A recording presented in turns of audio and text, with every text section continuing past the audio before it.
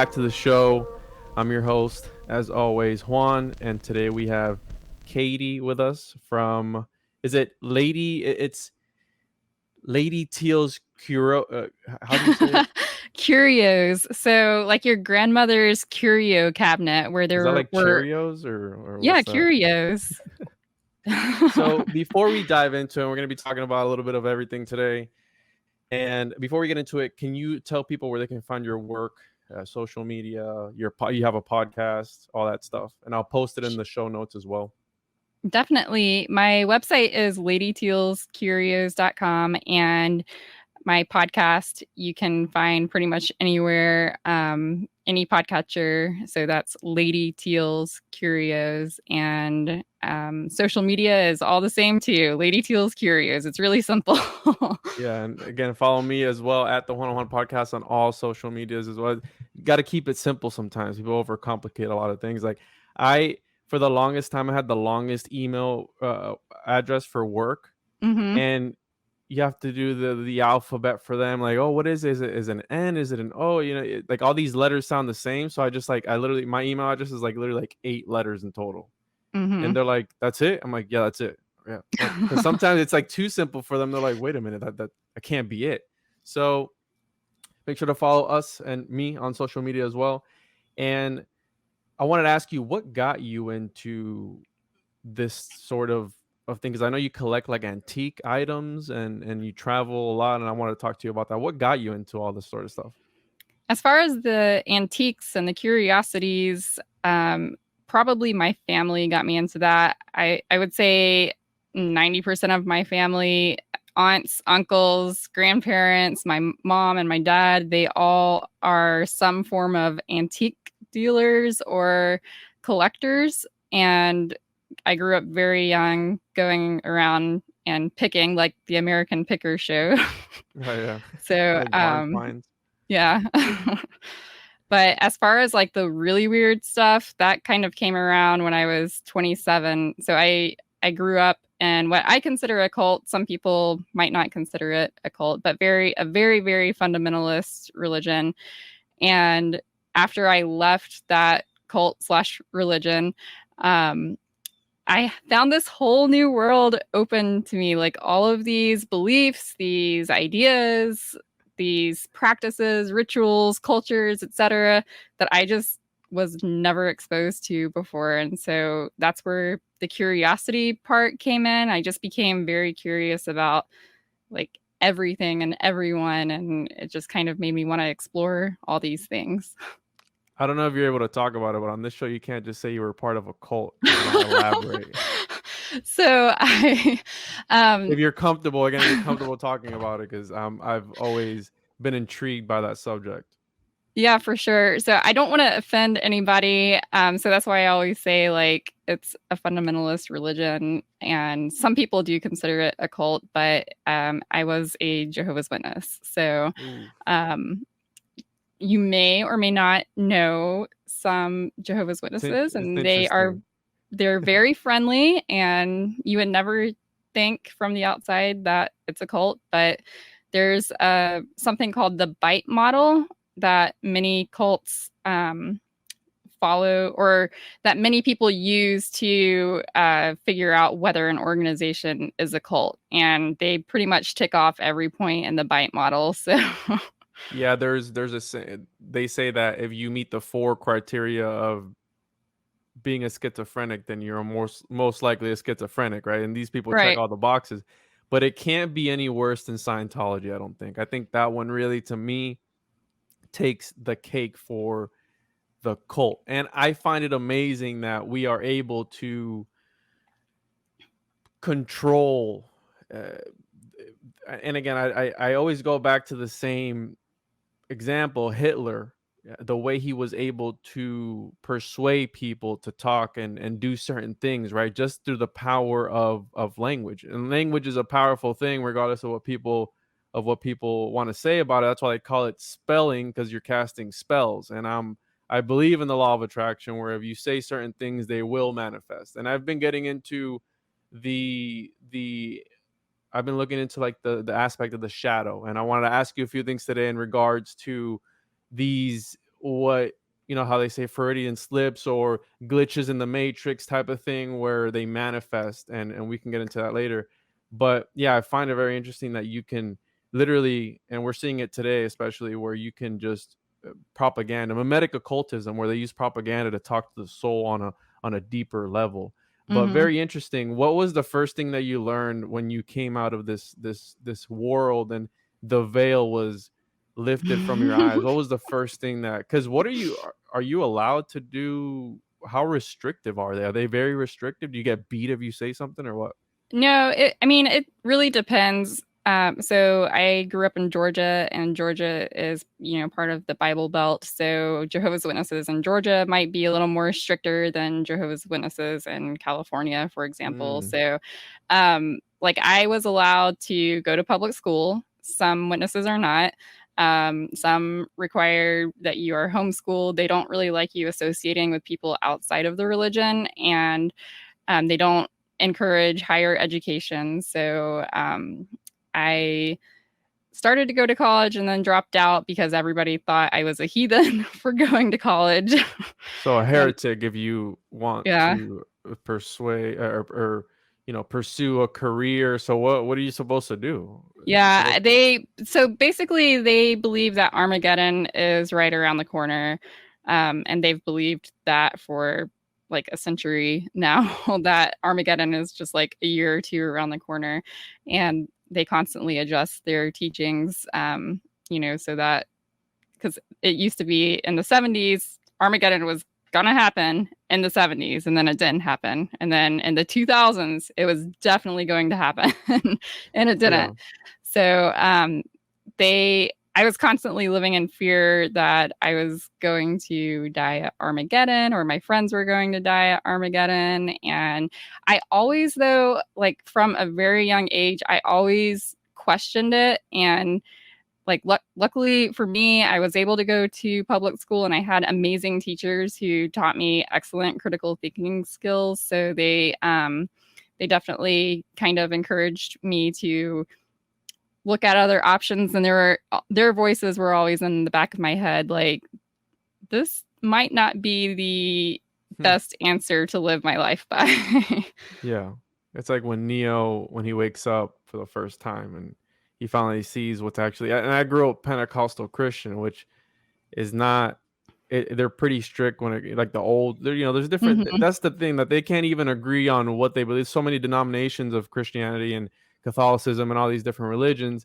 And at the end of the day, I hold the firm belief that they're all interpreting, it's a narrative fallacy, so they're all interpreting the same guy or entity or whatever it is, Mhm. just with different names, Right. Quetzalcoatl, Brahman, Buddha, Krishna, all these guys all over the globe. It was probably the same dude. He just had influences, and maybe he was an alien. I like the Anunnaki theory, where there I do was too. I love it so much. But being, when I talk to somebody about these different, uh, I don't like to say conspiracy theories. They're just alternative thoughts type of thing.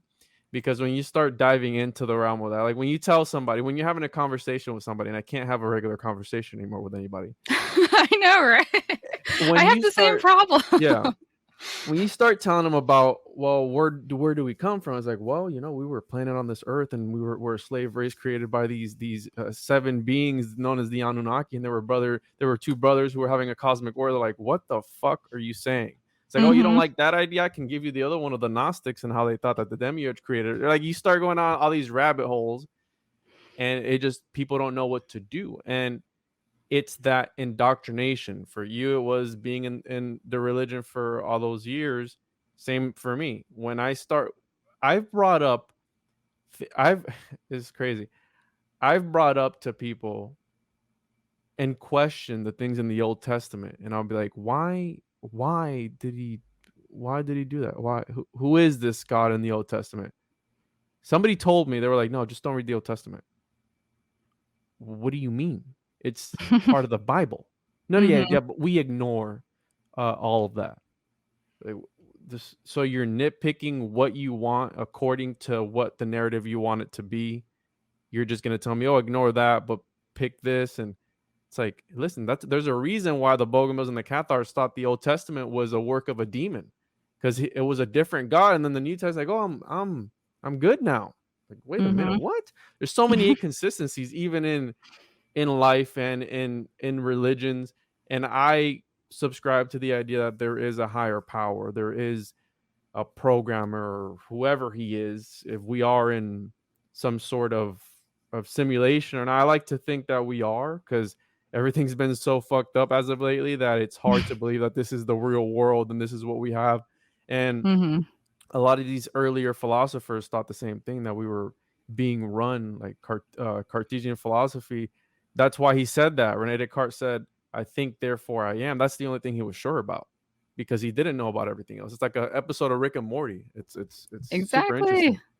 So I wanted to talk about Bigfoot. You told me you have a Bigfoot story, and then we can let's start off with, what's your favorite place that you've been to? Because I'm an outdoorsy kind of guy when I want to be, when it's not 90,000 degrees here in Florida. I'll Yeah. go out and I'll fish, and I like to hunt as well. What's your favorite place that you've been to? I know you went to, I think you told me Yosemite when we were talking a few couple months ago. I think so I actually haven't been to Yosemite. I was probably in Yellowstone when I last Yellowstone. talked I'm to you. sorry. Yeah, Yeah. that's where the super volcano is, right? There well, yeah, it's like all volcanic activity, so it's very intriguing and really beautiful. But my favorite place is probably in Arizona, probably tied between Bisbee and Sedona. Bisbee and Sedona. Is that like a park out there, or? They're both cities. So Bisbee is in southern Arizona, almost to the border of Mexico.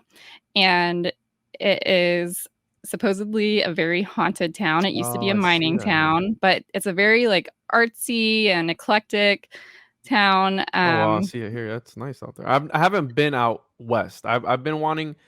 You My should. friend owns some property on Skinwalker Ranch. What? Shout out to Ryan Burns, and he's been. I remember he was like the other day we were talking. He's like, "Hey, bro, there's gonna be this UFO conference. You should come over." I'm like, "When is it?" He's like, "Next week." I'm like, "Do you think I could just get up and go? Just leave my wife and my kid, just get up and go, Right. and just part. And then I'm gonna be by myself at that UFO conference. Like, you're gonna be the only guy I know there." But he owns property over at Skinwalker Ranch, and I there's so many things that I think about. One of the things that freaks me out. So I do this other show with my Canadian brother, Tom, Strange Ones, and we get into the paranormal. And I know you also Mhm. do the paranormal. We can talk about that. And we've been covering a lot of different things here in Florida, and we covered the Oh, Devil's Tree. I don't know if you've heard about that. I have heard of it. Yeah. So we covered that, and it's not too far away from me. And I've been trying to, maybe when we cover a place, go to it and take pictures or do whatever. And recently I went to the Coral Castle in Homestead, which is near me, and I wanted Hmm. to go to the Devil's Tree until I really learned what happened there. And I was just like, I don't know if I can go there, right? Because it's just, I believe that things can attach to you. And Ryan has talked to me about, when you go out to Skinwalker Ranch, how you have to, cleanse yourself afterwards and just hope that Hmm. nothing attaches itself to you. And I'm like, do I really want to expose myself to that? I mean, I don't think I do. So again, these places, do you feel, so the thing I wanted to bring up was,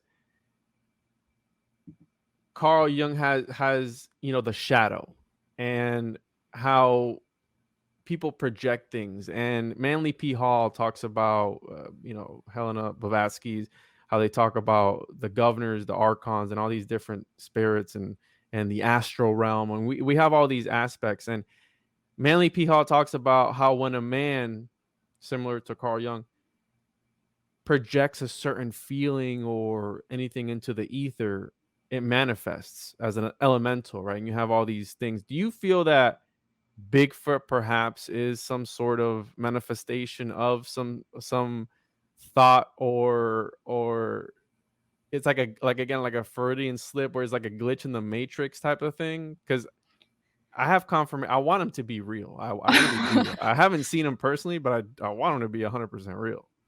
So I don't know if I believe that he's a intention driven being, but the more that I've studied about him, the more that I am leaning towards the idea that he might be an interdimensional being of some sort because of the way that he appears or they appear and disappear suddenly.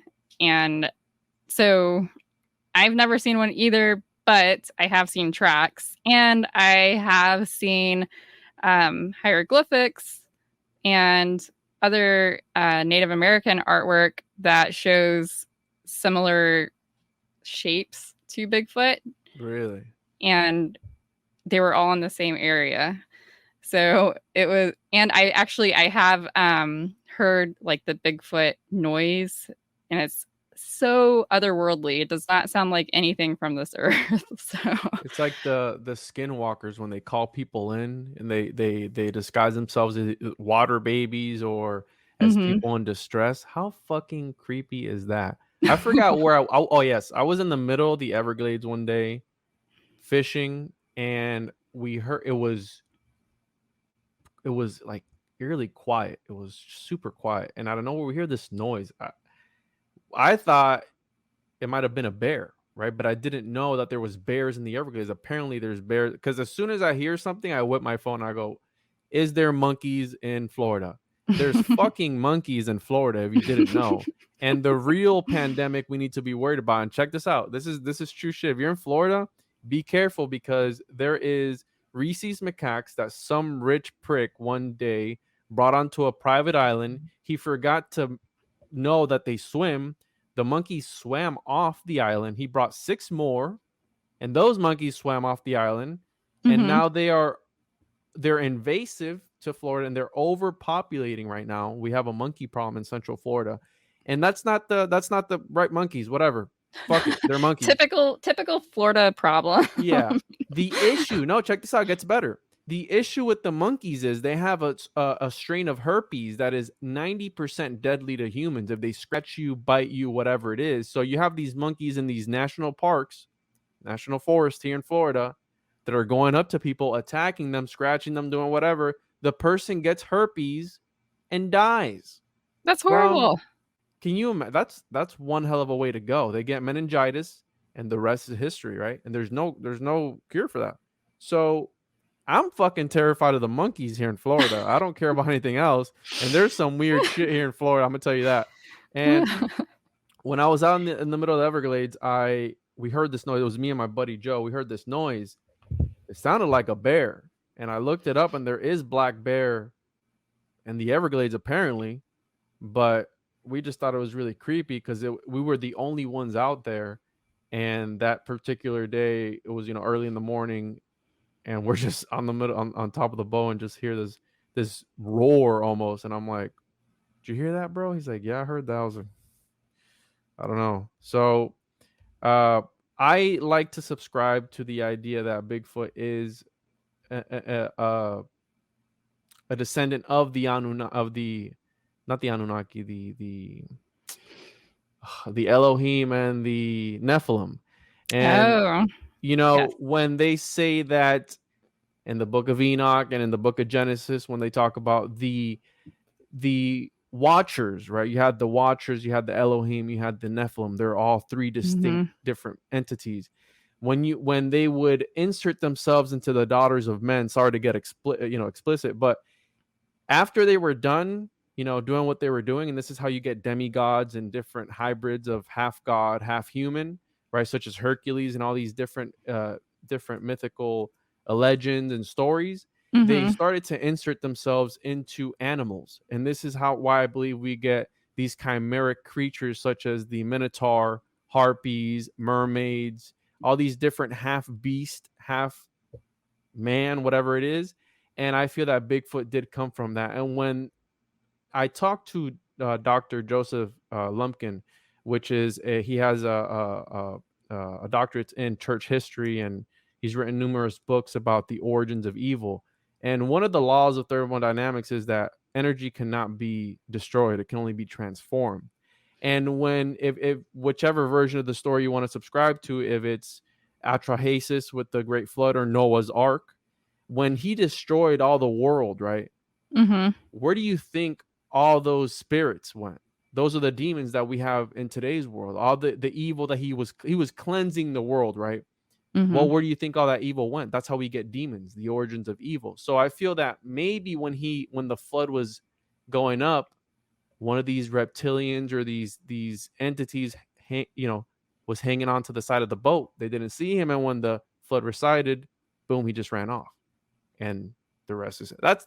I like to think of like that because Bigfoot's fucking badass. I mean, that's why I have right there that poster, interdimensional Bigfoot and Vishvarupa with the multi-arm form of Krishna, one of his avatars. I And he's like it. fucking interdimensional, right? That's the one thing, because as humans, we only see 0.0025 of the light spectrum. And we don't see infrared light. We don't see any of Mm-hmm. that shit. So who's to say that there's not a world right now going on as we speak in front of us that we can't see? And today, I actually was listening to Terrence McKenna, and he said some shit that like blew my mind. And I like the hairs on the back of my neck stood up, and I literally had to pause it because I was like, this is crazy. But he's talking about pretty much how we're indoctrinated to think that this world is just one. There is no other. There is no other realms. There is no other. They say there's 11 dimensions, but do we truly really know? Why is it that when you separate different atoms and particles, they can still interact with each other? Quantum entanglement. That's fucking wild to me. Right. The observer effect. That's why I feel we're in a simulation, because of the observer effect. A lot of people, the double slit experiment, a lot of people don't know that by you just looking at something, you affect it. Literally, when you look away, atoms act differently versus when you are looking at them. And nobody, if you can solve that, you win a Nobel Peace Prize. So That and again, reminds me so many of things. the Randonautica app.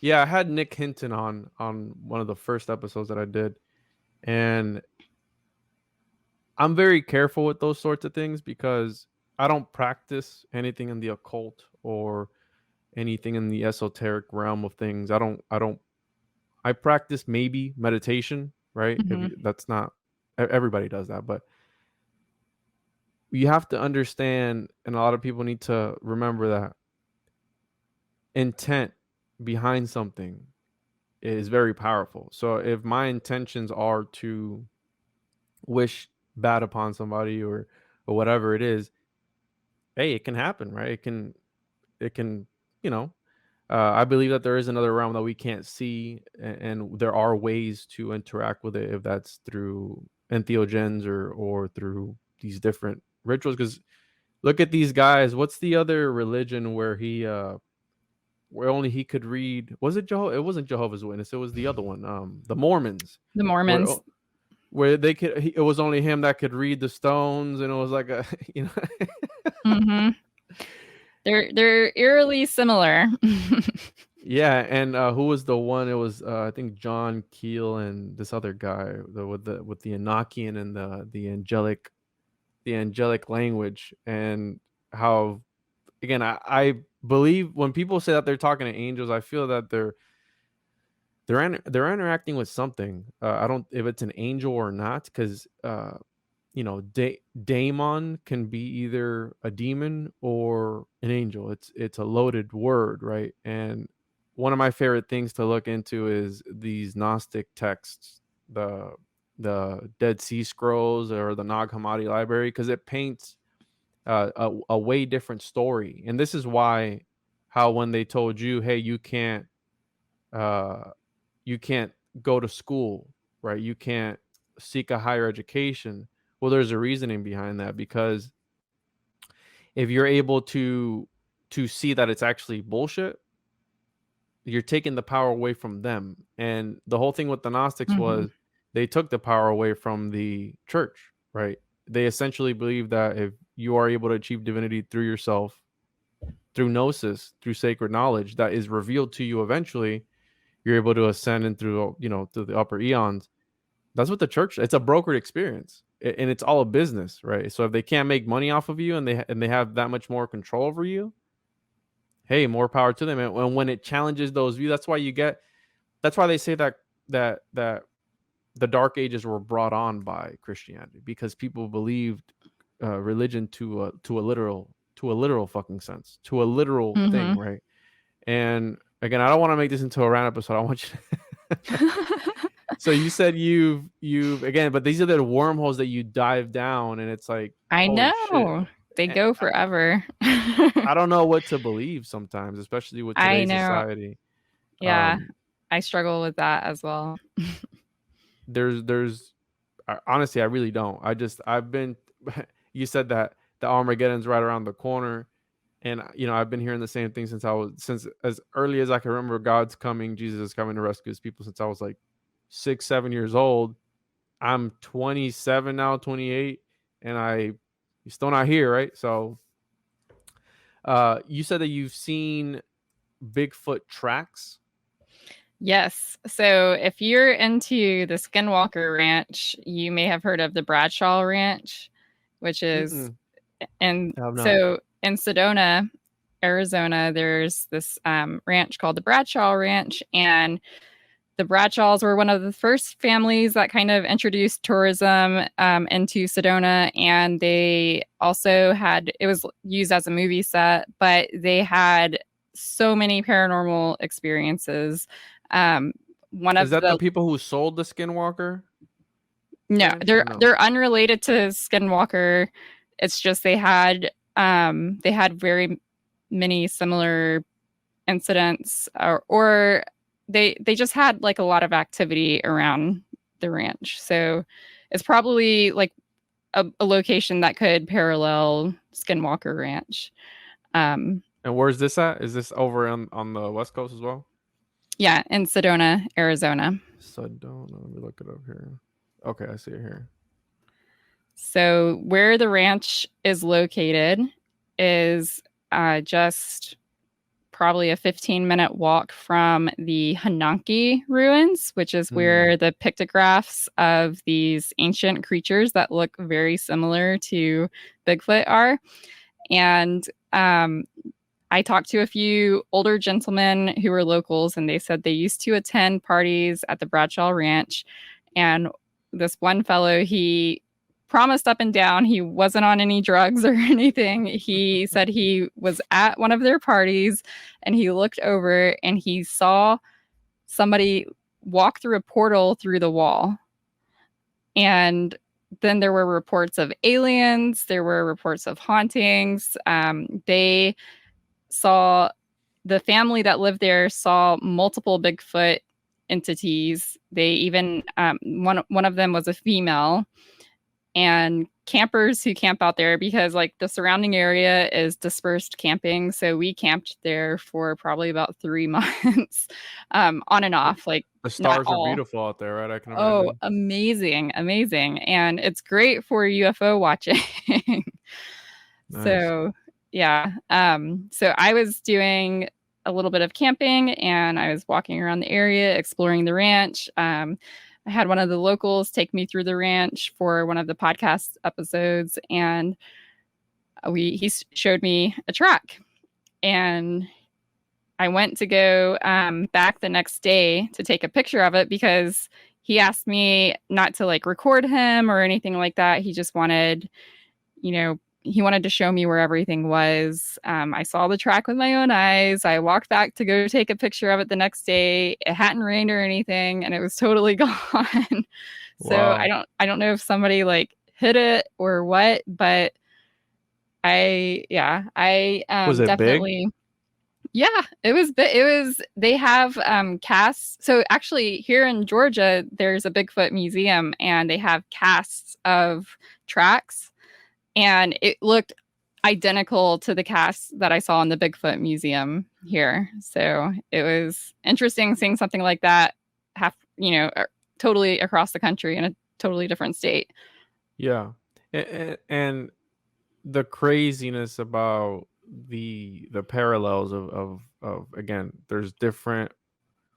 I love ancient civilizations and the pyramids, right? People fail to understand that pyramids are all over the world.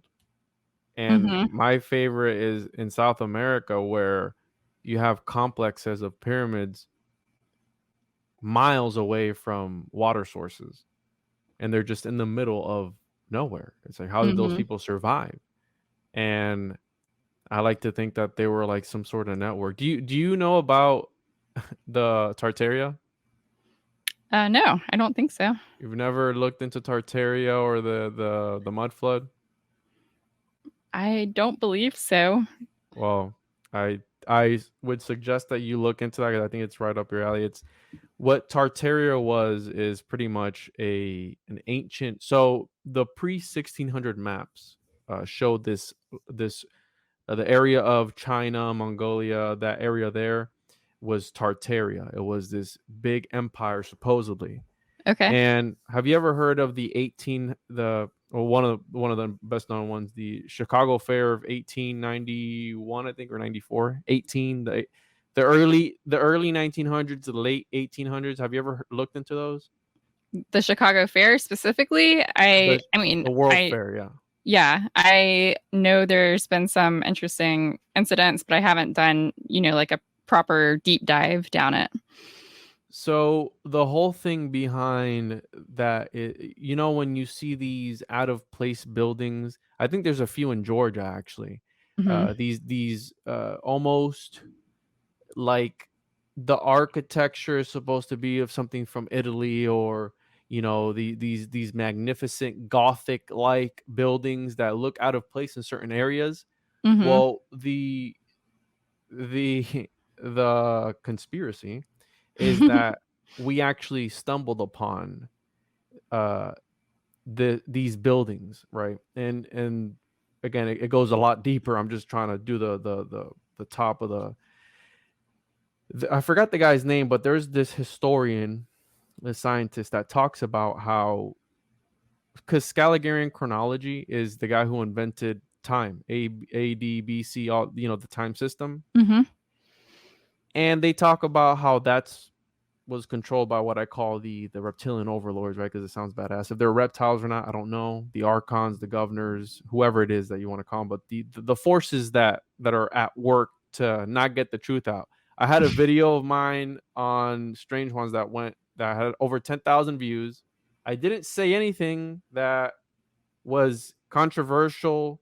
Well, I did, obviously, because it got pulled down. It went against the community guidelines for no apparent reason. I didn't curse in it. I didn't say anything bad. I was just talking about the state of things, and they pulled it down. Those are the reptilian-esque people that are in charge, right, in the shadows, if you will.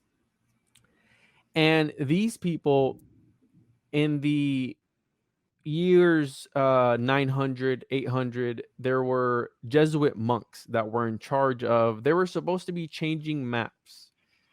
And they would have I-800, I-900, I-700, whatever it was. And it signified in the year of our Lord 700. Well, these guys, instead of changing it or instead of changing the I to a J or something like that, they put a 1. So essentially, the 1900s was actually the year 900. So that's 1,000 years that they added on to history. And again, this is a book series of like 6 books, and they're super in depth. The point is that time is a human construct, such as Alan Watts says, there is no future, there is no past. It's only the eternal now. Now we get into the whole Tartarian thing, because these buildings, there are no pictures of us building them. There was over 690 acres of this beautiful architecture. And you can look it up, the World Fair of 1893 in Chicago. In fucking Chicago, out of all the places. And that wasn't the only one. They were all over the world. And at this World Fair, it was for 6 months. And you had Nikola Tesla was there, Thomas Edison, JP Morgan, all the biggest reptilian-esque people, right? It was funded by JP Morgan, by the way. Mm-hmm. One of the guys that's was 100% a reptile. Uh, there's no pictures of them building these buildings, only pictures of them renovating them. And after the 6 months, 98% of everything was torn down. Now, if you look at the pictures of these places, there are certain things at the top of the buildings that they refer to as antiquitech. And I don't know if you're familiar with Nikola Tesla's work and what he was trying to achieve. He was trying to get energy, free energy from the ether, right? And that was the whole reason behind his tower. I believe it was in Colorado, which was funded by J.P. Morgan. And abruptly his funding was cut off by J.P. Morgan after he saw. And then we always attribute everything to Thomas Edison, but Nikola Tesla actually worked for Thomas Edison. And whatever, the rest is history. But the point is that what I mentioned earlier, when you take power away from these people and they're not able to industrialize it or commercialize it and make money from it, that's when you become a problem. So when they saw what Nikola Tesla was doing, which he studied the Egyptian pyramids, right? He understood them very well. He modeled his tower after the pyramids, right? When you have the two shafts that go in and Herodotus talked about the chamber underneath the pyramid with the water and the sarcophagus in it and all this stuff. It was the same thing. The reason that there's water underneath the pyramids is because, again, it was some sort of energy that they were able to make with it. I don't know. But when he saw that, he was like, wait a minute, he's going to be making energy for yourself by yourself. You're going to be able to live off the grid and just take energy from the air. No, we can't have that. That's why they say that the guy who invented the car that runs off water got killed, right? You get Clintoned, because you go against the narrative of what's happening. And if they can't commercialize it, if they can't control you, hey, you're a heretic. You can't think that. Thought crime, 1984, right? Where you can't even think of certain things and you will literally snitch on your neighbor for thinking something, right? Big Brother's always watching, which it's happening in California right now. When the whole thing started of the P word, with the C word, I don't want to say it, but when all that started, the government was paying you to snitch on your neighbors, right? Oh, hey, they're open, or they're having people eat at their restaurants. No, we can't have that. You're gonna have to go ahead, just call it in, and we'll give you a little reward. Even the governor came out and said, hey, listen, snitches don't get stitches here. They get rewarded. We're living in 1984, George Orwell's 1984, and we need to make that shit nonfiction.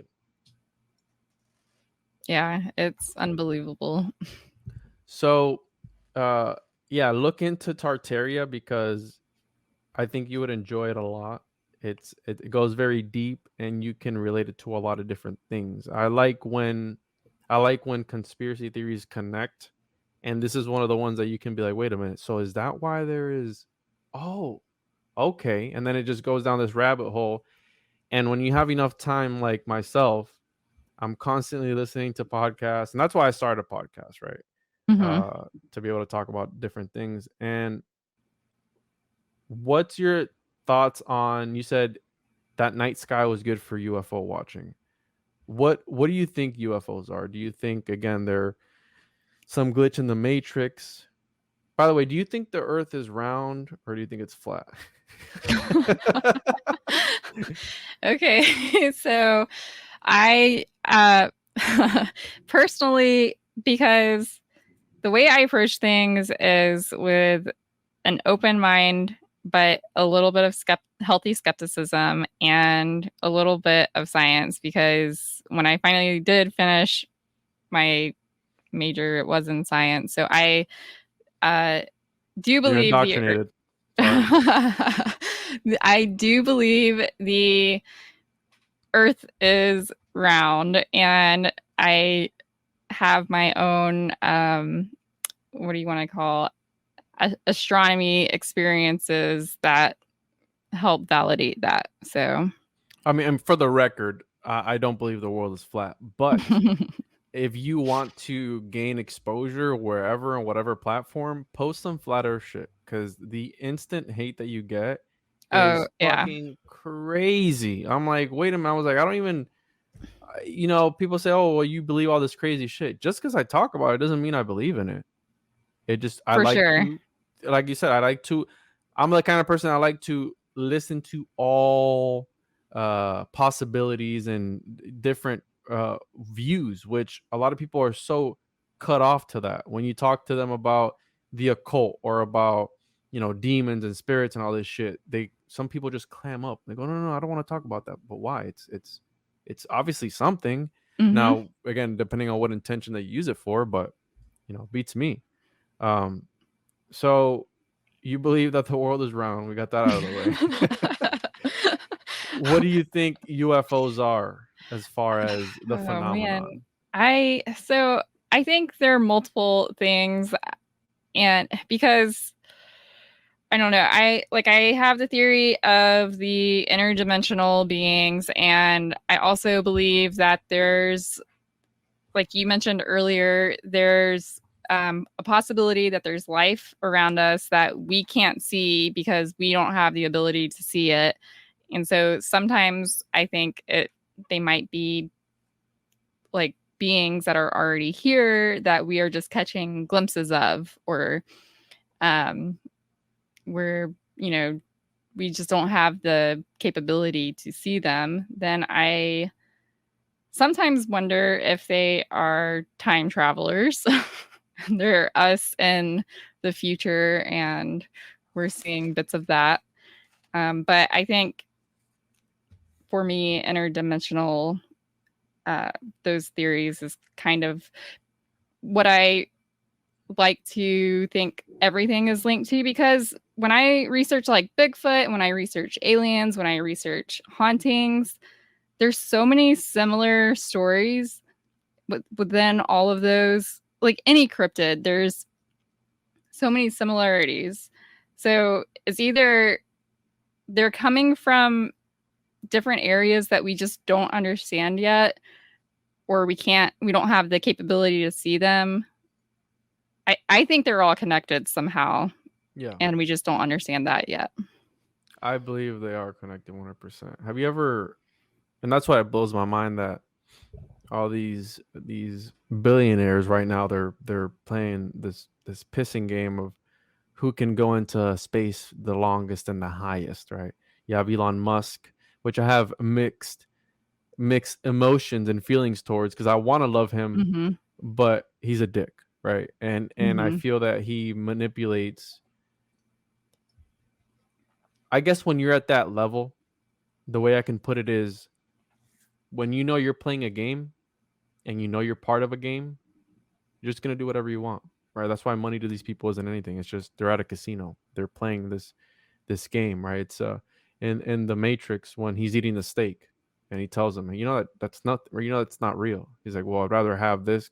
I wanted to think it's real, right? It's like, I forgot who said it, but it was like, I'd rather have I'm paraphrasing, I'd rather have the Mm-hmm. fake steak than because it tastes good, whatever. And the whole point is that when you're part of a game, when Truman didn't know that his life was a reality show, right? And the people up top, the archons, these forces trying to keep you from, every time you would try to go and get too close to that veil, they would stop him, right? And when he finally got to the edge, he was able, what is it? Good morning, good afternoon, good night, and if I don't see you, whatever, you know what it is, like, it's Yeah. that whole thing. And that's what I feel how life is, especially when you open up your mind to like how you learn so many things after the fact, being in the dark for so long. But some people aren't. I don't think that they're able to get there. Oh, for sure. They're not attuned to certain frequencies. For example, I took a break for a while on the show. My dad had a heart attack at the beginning Mm. of 2021 in January, and he died 4 times, right? And me being the person that I am, he had a full recovery and everything, but I took a break because I had to take over the family business and everything else. The first thing I asked him when I saw him was, so, how was it? He said, how was what? He knew what I was asking him. He said, how was what? because my dad's not spiritual. There's not a fucking spiritual bone in his body, right? I Right. said, how was it? What did you see? What did you experience? And he said, absolutely nothing. I said, fuck. You died 4 times. You flatlined 4 times. They were working on you for 45 minutes and you didn't see shit. You didn't see your family. You didn't see your ancestors. You didn't see anything. He's like, I don't remember shit and I didn't see anything. And I thought to myself, I was like, there's got to be more to life than just this, right? They talk Mm-hmm. about how we're light beings having a human experience or whatever the saying, however that goes. And maybe he wasn't attuned to a certain frequency and that he wasn't able to see whatever it is. You know, you have the Tibetan Book of the Dead where they say when you're leaving this body, you see your ancestors and they tell you where to go, right? You have the Egyptian Book of the Dead where all these different rituals, right? I read this book, The Astral Plane, its inhabitants, and the scenery, and it gets into a lot of different things where when they say that you mourn someone's death, you're actually doing them a disservice because you're not helping that life begins after death. Like the real journey begins after death. And Mm-hmm. obviously we don't know if it really does or not because we're not fucking dead. At least I don't think we are. Right. And you're doing the person a disservice by mourning their death because that energy is just dragging their spirit down, type of thing, right? And so that's a really weird way to look at things because it's not what we're used to, right? We're so used to when somebody dies being sad for them, and a lot of these people that for example, the ancient Egyptians, their whole thing was preparing for the afterlife. When you're a Christian, your whole thing is what? Be a good person, follow the Mm-hmm. 10 Commandments, don't fucking kill people, don't look at your neighbor's wife, and don't fucking listen to like good things that you should already be doing in society. Right. And people, again, such as Carl Jung says, is the shadow where people don't want to understand. That's what the mainstream religion is. People don't want to look within. And it gets dark because it's like you have to overcome the evil to really see the real nature of reality, and not the shadow will show you the nature of reality. And I don't know if that has to do with how these people embrace, and by these people I'm talking about the elites, how they embrace evil, right? Like Helena Blavatsky and all these guys, and uh, the fucking asshole Aleister Crowley. They talk, do what thou wilt, which he stole from a Gnostic, by the way, Anton. Just shout out to Anton. Uh, these people who pervert that journey, you know what I mean? Like this journey of being able to, whatever it is, the higher enlightenment, and they put things in it like, oh well, kids should be able to have sex whenever they want. It's like wait a minute, what? You fucked it up, bro. You were doing so good until you brought that shit in. But it's got to do with the Freemasons where they embrace evil to a certain extent to where they achieve divinity. And I don't know if it has something to do with the shadow or not, but it's just an observation that I've been seeing, looking into these different topics, just getting my toes wet type of thing. Mm-hmm. I definitely enjoy experimenting with different belief systems and thoughts, and that's kind of something that in the upcoming season that I'm going to focus on a little bit more is just experimenting with different things. Like when I was in the religion, I never used to believe in ghosts and never had any experiences or anything like that. And when I was traveling around, the first paranormal investigation that I ever did, I thought it was a bust, and I actually ended up having like some solid EVPs later. So Yeah, I don't think I can do all that because I'm just scared of what. Again, I'm a bitch, I'm scared of what might come, and I've been wanting to do mushrooms oh again yeah. for a little bit now. And for my first trip ever, I didn't really have the best trip. I grew my own mushrooms, right? And Oh. it was the but it was weird because it was like this experience, and I had taken care of them and I had like this weird connection with the mushrooms. And when I finally did it, it was probably one of the most horrific experiences I've ever had. That was the first time I did it, and I haven't done it since. And I saw Joe Rogan live in Orlando 2 or 3 weekends ago, Oh, nice. and he was talking about mushrooms. And I look over at my fiance, and I'm like, I want to do them again. I want to do them again, but I'm scared because you go into this dimension. And what I wanted to ask you was, the reason I brought UFOs up was because I don't know if I mean, have you ever done DMT? Have you ever done any psychedelics or anything? No, it's not that I don't want to. So I have epilepsy, so I have to be like Oh. very careful about Mhm. what I take. And like even something as simple as weed, I have to be careful about it. Wow. That sucks. So luckily it's all controlled with medication and everything, but I just have to, know my limits, basically. Is that where you have seizure? That's not the one that you fall asleep? That's narcolepsy, right? Where you fucking just fall asleep? Right. Narcolepsy is falling asleep. Epilepsy is seizure activity, and mine's been controlled for several years now. But I do want to, going back to your question, I do want to try like DMT or psilocybin or even like ayahuasca. I'm totally down to try it, but I absolutely want to be guided and supervised and medically watched. Well, so that's the thing. People, I handle my own shit. Well, I thought I could handle my own shit. And there was this mutual respect type of thing, and I kind of fucked it up. And what I think ended up happening, because honestly, it's cliche, but it changed my fucking life. It changed my perspective of everything. And I had an ego death, right? The whole thing is I did have an ego death. And I was talking to myself, and I had this I was crying and everything. It was a fucking whole crazy experience. The thing was that once you're in that realm, and by realm I do mean that dimension, Mhm. The sacred plants, right?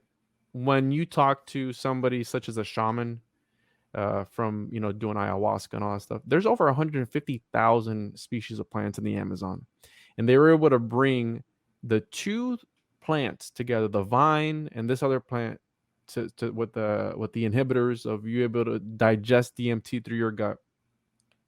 And when you ask these guys, the shamans, who showed them that, they tell you the plants showed us, right? That's why we say we're a failed plant experiment, that we're only here to distribute the seeds of the plants.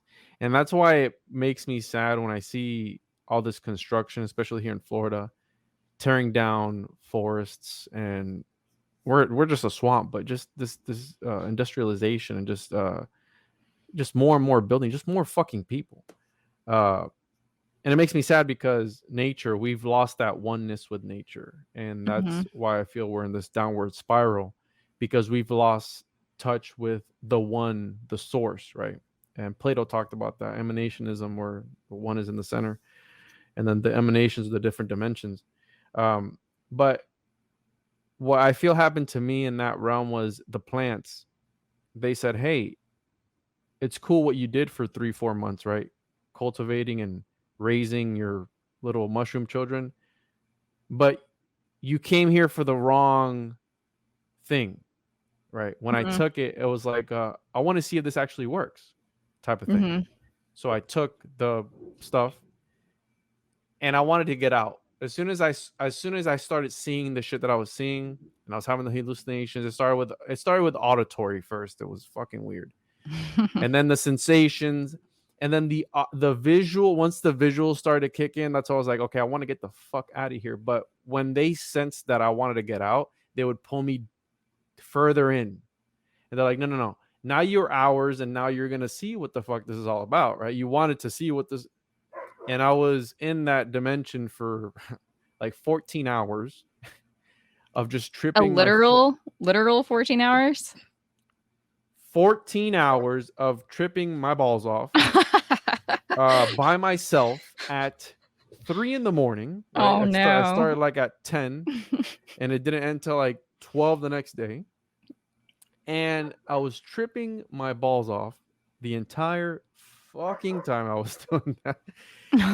And it was terrifying. And the only thing that I could bear to watch, instead of meditating and taking the time to look deeper within myself, the only thing I could watch was this documentary on the Earth, right? It's called Mhm. Our Planet on Netflix. And Mhm.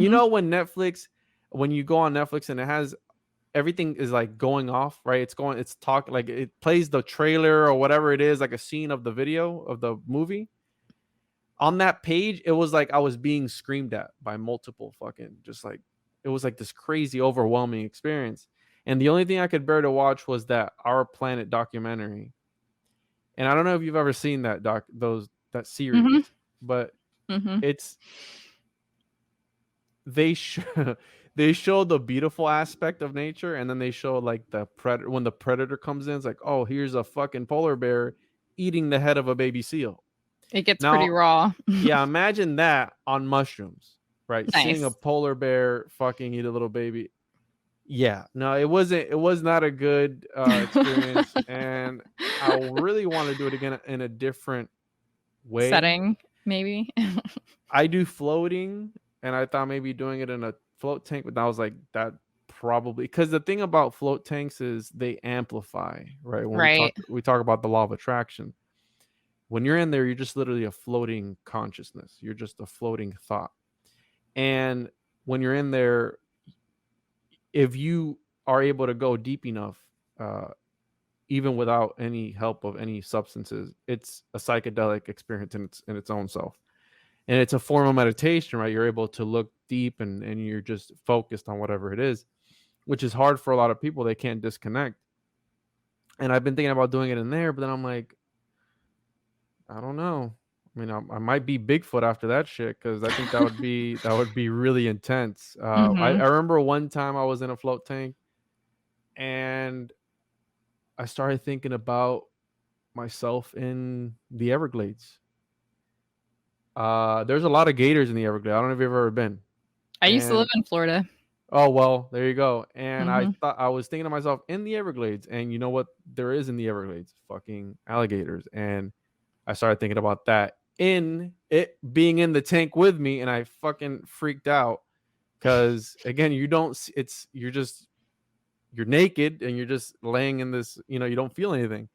And that's that's one of the ways, and that's why I feel how you've been to all these different places with these hieroglyphics, the skinwalker, for example, the Wendigo, right? It's the same thing. It's just got a Mhm. different name.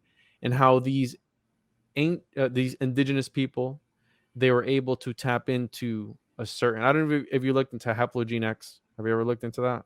No. Well, it's I'll pretty write much it down though. How do you say it again?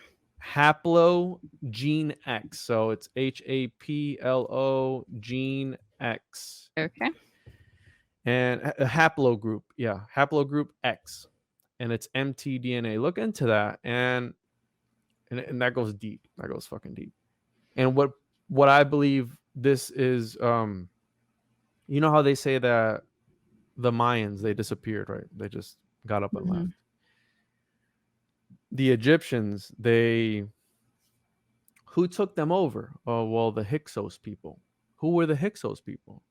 Oh, just a nomadic tribe. So you're meaning to tell me that one of the most powerful dynasties and groups of people in the entire history of the fucking world got taken over by a nomadic group? Just some random group like the Roman Mhm. Empire, right? Oh, they got too big for their own good. There's some things in history that don't add up, and these are things that when you start looking into it. And what I feel that the reason that the Mayans got up and left and the Egyptians kind of sort of just abandoned everything and just got wiped out was because, as a people, and this relates to the Skinwalker, they were able to tap into other realms, right? As people, because they had that connection to the one. Have you ever heard of the Dogon tribe in Africa? Mhm. Something like that, where they Right. said that the fishermen taught them how to astronomy, and they taught them, you know, astrological things as well. They taught them how to cook, how to grow crop, how to do all these things. Now, was that actual physical entities? Is the Wendigo a physical entity? Is the Skinwalker a physical entity that these indigenous people, through whatever practice, they're able to connect into some other, maybe the shadow, right, of the self, and able to project these things into the ether? Because that's what it was. The Wendigo is a curse, right? The you know, a curse to the well, the Wendigo is a little bit different because you can become a Wendigo.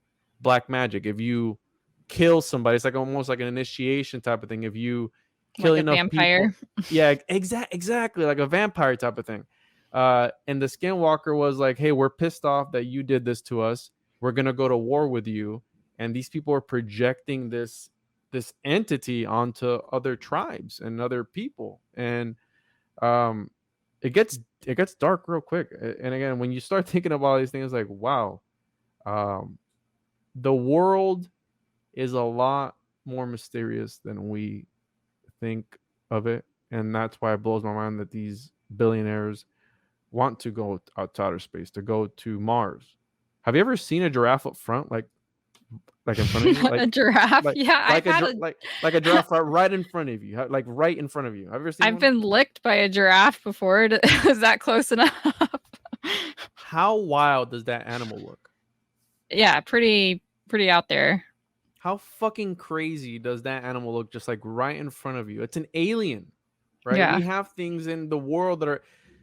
When I was on mushrooms and they showed the manta ray in that documentary, I said, holy shit, that's an alien. Anything in the ocean to me is like just so bizarre. Or like a humpback whale, or what's that one fish with the horn on its head? You know what I'm talking about? The narwhal. whale.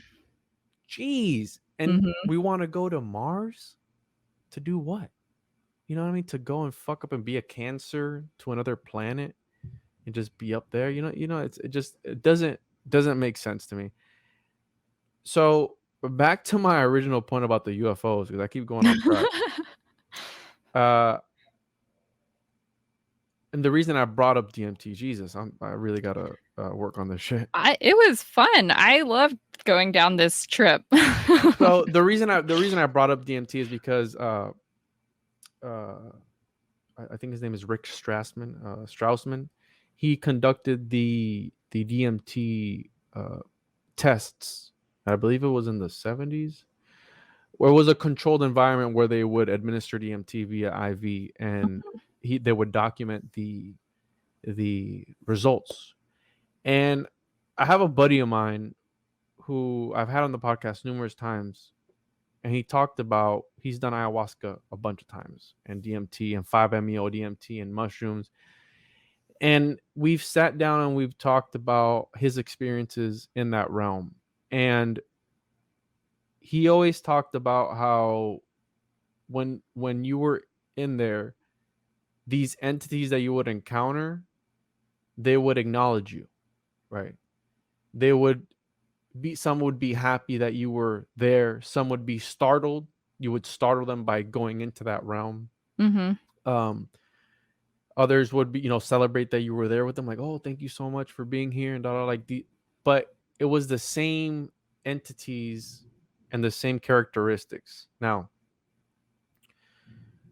the reason I bring UFOs into this is because one of the thoughts that is brought forth when it comes to these experiences, when you're on an entheogen and they do a scan of your brain, certain parts of the brain are lit up, and mainstream science says that is the experience. That part of the brain having whatever, we're all chemical reactions. So that part of the brain, that is the experience. There is nothing more to that. Now, Graham Hancock talks about how we are broadcasted consciousness. That, like, right now, I can turn off my phone and turn off the Wi-Fi that is connecting my phone to the Wi-Fi, but the Wi-Fi signal is always there. You're able to connect to it whenever it is that you want. Some people say that consciousness is being produced by the brain. once you're dead, that's it. I like the Graham Hancock theory that it's always there and you're able to tap into it. And we're some sort of antennas, right? Because we talk about the auras that everybody has, right? The body has an aura, and they talk about all that shit. When it comes to UFOs and abductions, the people feel like it's real, right? People say, "Oh, holy shit, like I got abducted by aliens," right? And I was there and these aliens gave me certain knowledge that I didn't know about.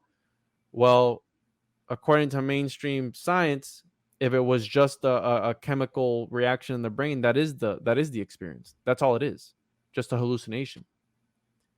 But I feel that there's something more to it. And what these substances do is you're in another dimension. It's not just the brain lighting up and that being the experience. The experience feels real to you.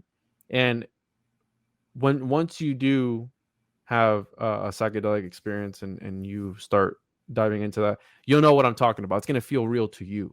And it's not going to just be like, oh, no, it's just a part of my brain that's lit up. That's why they say people with schizophrenia, they're shunned, right? They're oh, you're fucking crazy. Maybe their brains are wired up a little bit differently, that they're able to tap into some sort of frequency and they're able to see other shit. But our society indoctrinates us to be like, those people need to be in some sort of mental asylum, right? Having thoughts such as the one that we talked about, aliens, Bigfoot, all this shit. Well, you talk about that, you're a fucking conspiracy theorist, right? You have alternate thoughts. That's not real, right? Bigfoot's not real. What if it is, bro? I don't know. Yeah.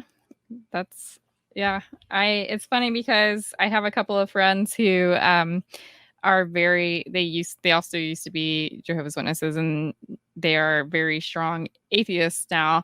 And I talk to them sometimes about the things that I'm exploring, the places that I'm going, and they look at me and they're like, how can you believe in that stuff after you already went through what you went through? and I'm so like, as a Jehovah's Witness, they don't believe in spirits at all? No, they believe in like angels and demons, but they don't believe in ghosts. They think that ghosts are like they think that ghosts, UFOs, anything in the paranormal is the demons messing with you. So they basically, but my friends who are no longer witnesses, they're very like scientific minded and they're very logical. And so when I talk to them about like aliens or Bigfoot, they're like, how can you believe that after you believed all this crazy false stuff about, when you're in the religion? Not everything in the religion was true. And how can you believe like all of these conspiracy theories? And I always tell them it's because I'm trying to keep an open mind.